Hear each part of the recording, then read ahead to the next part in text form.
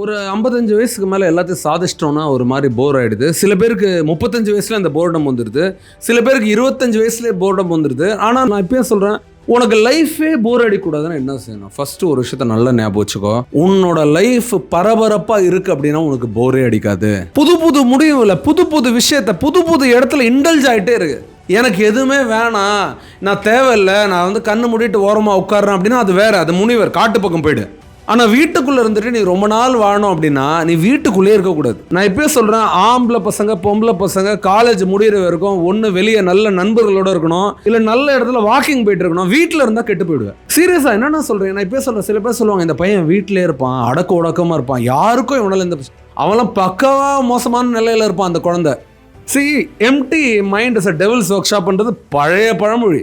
அது வந்து தவறே இல்லை. நீ வந்து எதுவுமே செய்யலை அப்படின்னா ஒரு மாதிரி பக்குவம் இல்லாத தீய எண்ணங்கள்லாம் மாறிடும்.